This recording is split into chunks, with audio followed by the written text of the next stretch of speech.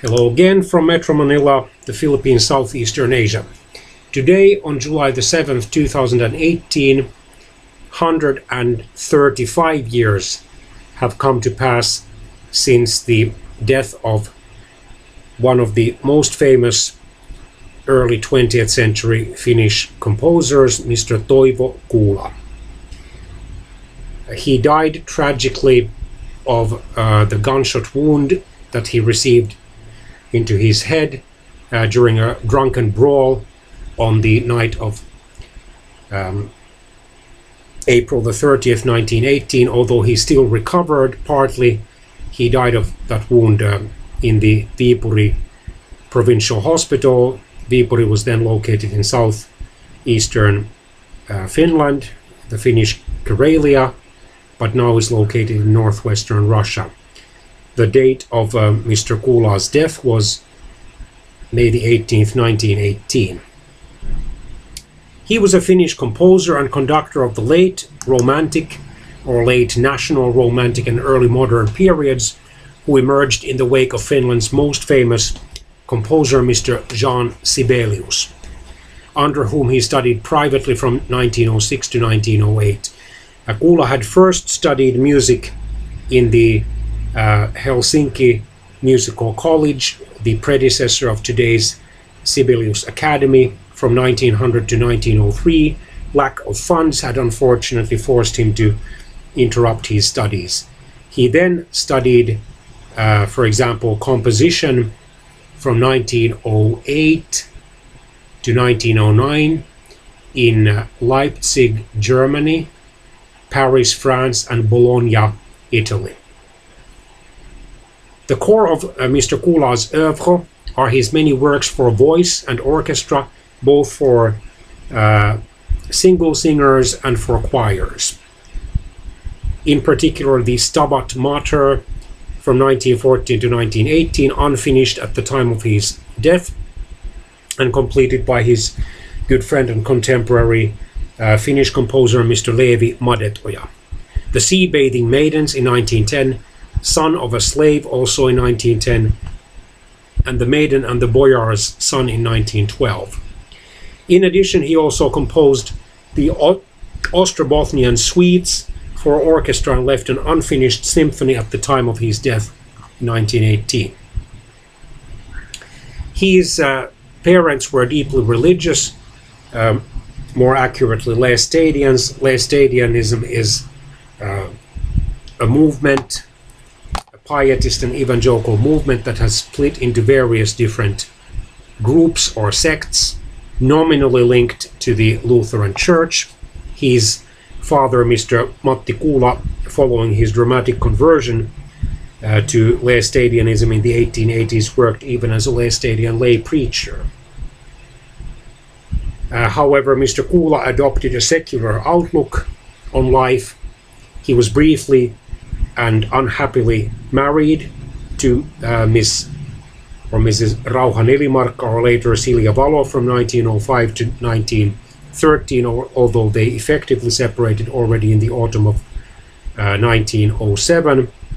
They had one daughter who died at the age of 2 months in July 1905. They had apparently irreconcilable personal differences, exacerbated by the fact that Toivo was a passionate composer, while Silja was an equally passionate primary school teacher. He started to date gradually after the effective breakdown of his marriage, singer Alma Kuula, or actually Alma Silventoinen, whom he finally married in April 1914, about 1 year after his divorce from Silja Valo became final. At the time, it was very difficult to obtain a quick divorce in Finland because of the conservative attitudes by both the state church, the Lutheran Church, and the state towards the permanence of marriages.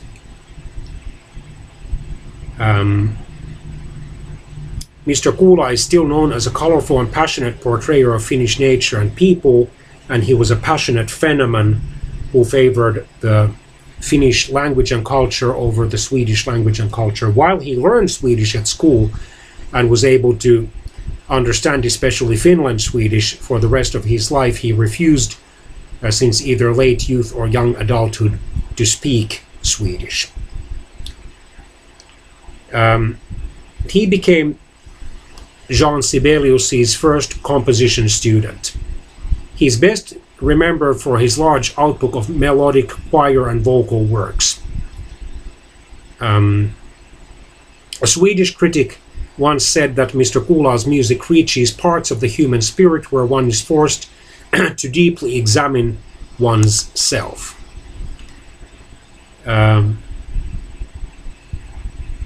So on April the 30th, 1918, just a couple of days or a few days after the white, meaning conservative and liberal, soldiers conquered Viipuri from the retreating Reds, that is socialists and communists, he was invited to the seurahuone or fellowship room, a mixture of restaurant and bar of Viipuri.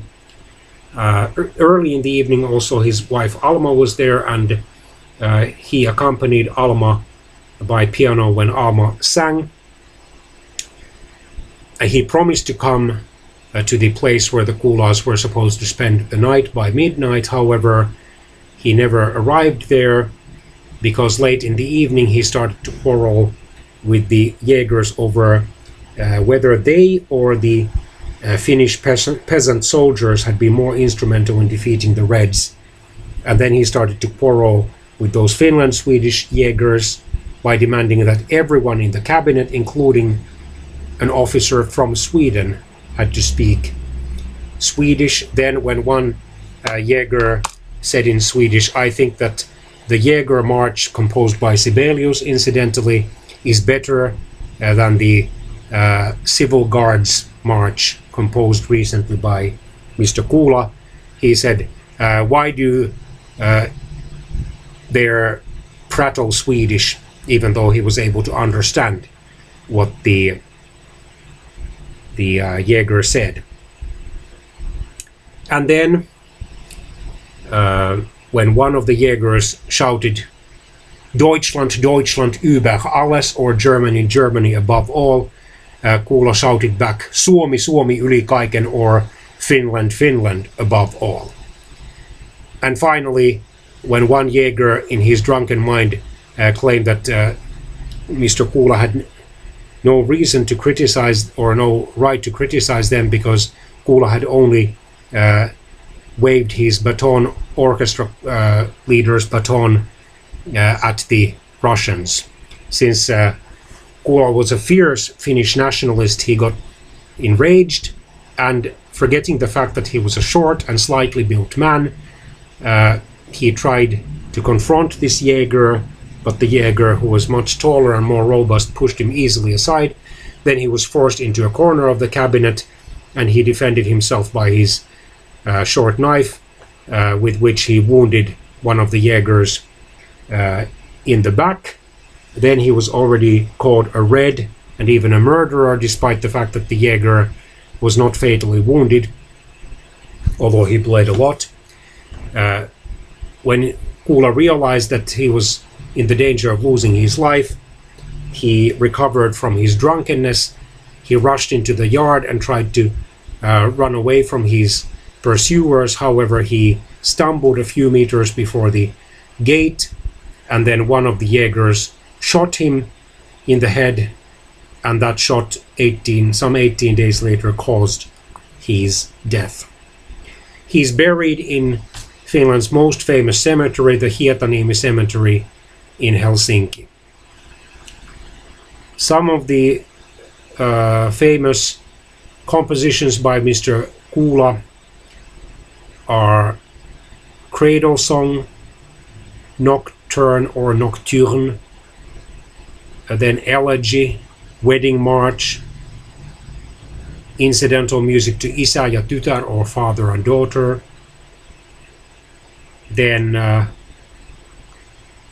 Ostrobothnian Dance, Devil's Dance, then Hope for Immortality, The Maiden and the Son of a Blacksmith, then I Gazed at the Fire for a Long Time. That and several other compositions he composed to poems written by Mr. Eino Leino, one of Finland's most famous poets of the early 20th century. Then the Sea Boys, 14 songs, 3 of them unfinished, and 1 posthumous cantata.